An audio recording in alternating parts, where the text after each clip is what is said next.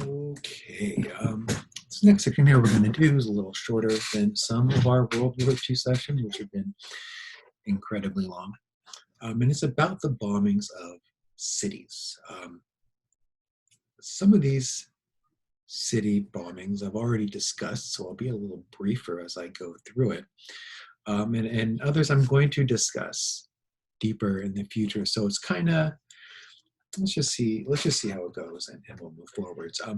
But we know that during World War II, cities were attacked and they were considered legitimate targets, especially if they had a military base there, or factories there, or railroad hubs there, or communication centers there, right? If there was anything that could be used as an excuse, like, hey, this city is helping them in the war, then the countries said, okay, that it's a legit target. Let's hit it. There was also an element of demoralization, trying to demoralize the population. If you hit it enough, the people would give up. And then they would look at their leaders and say, you guys got to stop, we got to quit, this kind of thing. So we're going to look at 3 examples today, and we'll try and understand, well, were they successful or not? And I want to start with America. We're Americans. And let me just say, we weren't hit, right, in the war at all. Even Pearl Harbor wasn't a state at the time of World War II, so that doesn't really count, which is weird since those were Americans who died, but I'm not going to try and go down that road. Yeah, Americans weren't hit. They weren't hit hard, at least. And even Russia, which was probably hit the hardest of all countries during the war, there wasn't a large bombing campaign against them the way that we're going to find existed in London and in Germany and in Japan. It was more ground attacks, the Blitzkrieg, the German forces coming in and trying to take all of the land. So really, again, the 3 places we're going to look at is London, Germany, and Japan. And we know that the Blitz in 1940, after all of Europe had been taken over by Hitler, was Hitler's attempt to try and get Britain out of the war. And in one of his ideas was that if you hit London enough, which is Britain's really big main city, a lot of these European countries have like one big city. I know it's kind of weird, right? Because we're like LA, New York, Chicago, or we have a bunch of big cities. They oftentimes have one: Paris, London. And London was hit hard during the Blitz every night. The Germans had a stronger air force at that point. They were able to reach London, and although there were dogfights, there were fights in the air between the Brits and the Germans, and the Americans secretly helping the Brits and the Germans oftentimes won. They were able to get over London and drop their bombs, and the city was hurt badly. During this period, you can see images of the kind of destruction you would see in some parts of the city after a bombing raid. And of course, here's an image of an anti-aircraft missile being launched. Those usually didn't hit. They weren't that effective. But we know that because Hitler spent all of his time, thousands were killed or injured. I saw a number of 43,000 Londoners were killed during the war. So that's not just during the Blitz, but during the entire war bombing. 43,000 people from London were killed. That's a lot. But they still remained positive. They got up and went to work the next day. They would go, air sirens would go off. They would go underground to their bunkers, and the bombings would happen. They would wake up to a city that had been hurt, but then they would just clean up and keep going. And really, this Blitz allowed Britain to build up its army, its air force, and its ships, and really its air force mostly first, and then eventually its tanks and ships, so that it could meet the Germans in the sky. And eventually, there would be more of the Royal Air Force, the RAF, that would go up and meet the German bombers, to the point where the German bombers were losing in the Battle of the Sky and couldn't get to London. And eventually they just stopped trying to get to London. So really in that case, and this is the only one, bombing of a city that actually it helped the country that was being bombed. The next country we're going to look at is Germany. And we're going to say that the British thought that hitting German cities would start to hurt their morale. Remember, the Germans didn't feel the bite of war all the way until 1942, say.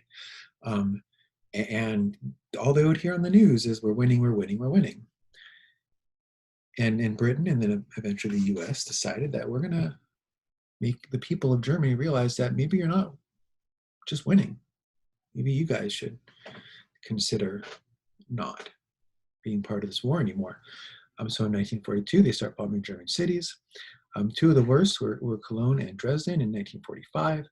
As the war was coming to an end, now the US and British have full air superiority, and they started launching massive night raids and using what are called fire bombs, which are bombs that inside of the bomb there's a material that would cause fires. Okay, so I was talking about these fire bombs, and I just want to pull up some numbers for you guys. Look at this: firestorm, firestorm, firestorm, firestorm, firestorm. Mostly towards the end of the war, after the Europeans had gotten air superiority. Look at the deaths in these cities: 11,000, 2,700, 25,000, 17,000. I mean, these are 50 plus 60,000 civilian deaths. And these fire bombs would be dropped, but when they hit, they spread this material that couldn't be put out with water. I mean, you could put it out with sand. It's not like you can't put it out. You suffocate it with some form of something. But if you put water on it, it would expand the fire. So the traditional fire forces with their hose couldn't put out these fires, and they would just burn day and night, sometimes for days, until they were able to bring in, enough sand to put these fires out. So yeah. Here's another German bombing raid on German cities: 10,000 people dead. Hamburg, 50,000. I mean, we're now in the 100,000 plus range of people who died from these bombings of cities during World War II.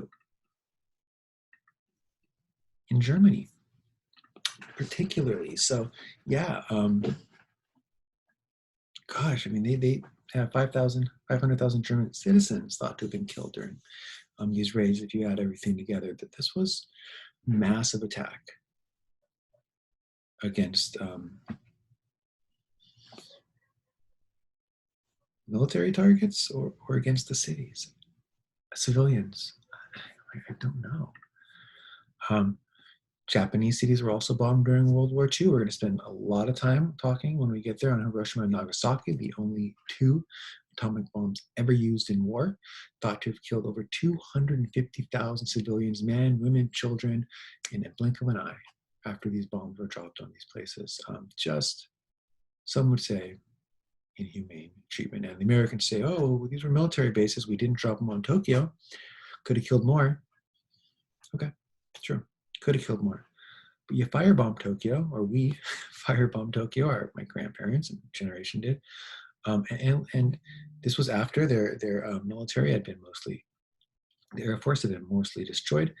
This is a picture of the fire bombings at Tokyo. Oh my gosh, look at that, how much fire had broken out in the city by these fire bombs, oftentimes carrying this napalm or magnesium or something that you couldn't put out with water. This is an image of I believe, Nagasaki or Hiroshima. Just everything was flattened. And we look at bombed out buildings in London, and we look at bombed out buildings in Japan, in Dresden. This is what a nuclear bomb does. A nuclear bomb does more than just bomb out the buildings. It just flattens everything. Right? So Japan was bombed heavily. I just want to look at some of the numbers here if we could. I believe Tokyo alone, okay, and the Tokyo bombings, it was 200,000 deaths. Didn't I see that?